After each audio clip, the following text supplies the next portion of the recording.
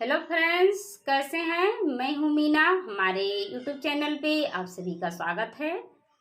आज मैं छोटा सा वीडियो बनाई हूँ। ज्योति मौर्य की माँ अपनी बेटी से क्या कह रही हैं, आज मैं गीत के माध्यम से बताऊंगी। बहुत ही दर्द भरा गीत है। वीडियो पसंद आए तो लाइक शेयर सब्सक्राइब करके चैनल को सपोर्ट करें। कमेंट में बताएं कैसा लगा।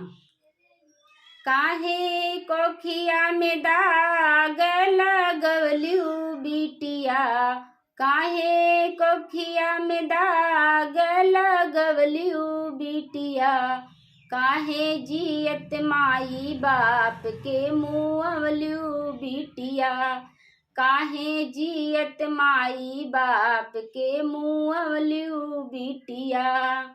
दिन रात पढ़लू बेटी बनलू इस डिया में, हमहू के नाज भइल बेटी बनली अफसर, हमहू के नाज भइल बेटी बनली अफसर।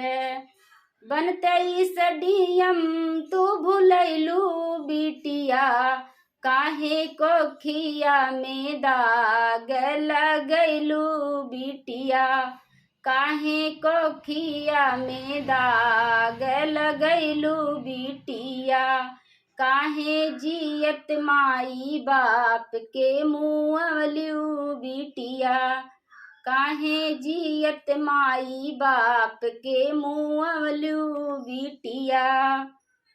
कावन कामी रहल बेटी हमरा संस्कार में, कावन कामी रहल बेटी हमरा संस्कार में, नमवा हसैलू बेटी गाँवा जवार में, नमवा हसैलू बेटी गाँवा जवार में। हो काहे सिरवा के पगड़ी गिरवलू बिटिया, काहे सिरवा के पगड़ी गिरवलू बिटिया, काहे जियत माई बाप के मुँहवलू बिटिया, काहे जियत माई बाप के मुँहवलू बिटिया, काहे कोखिया में दाग लगवलू बिटिया, काहे कोखिया में दाग लगवलू बिटिया, काहे जियत माई बाप के मुँहवलू बिटिया, काहे जियत माई बाप के मुँहवलू बिटिया।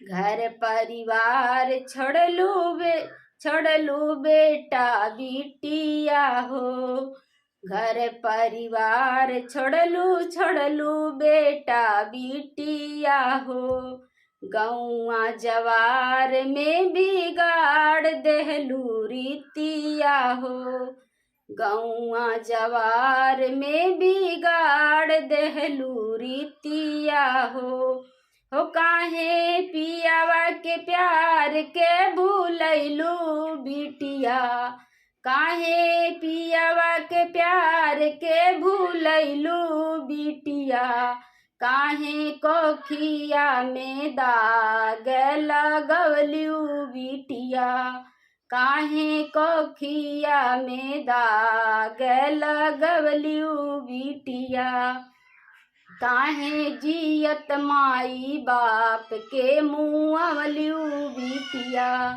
काहे जियत माई बाप के मुँहवलू बिटिया।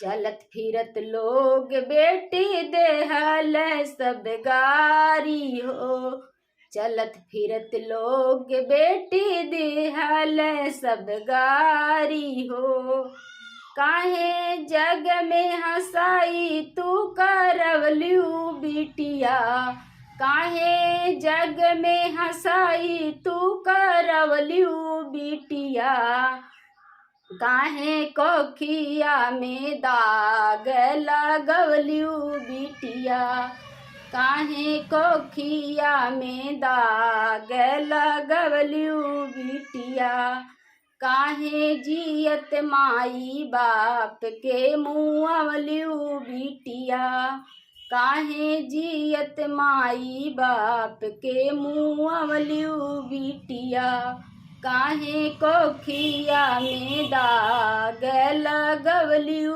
बिटिया, काहे कोखिया में दाग लगवलियू बिटिया।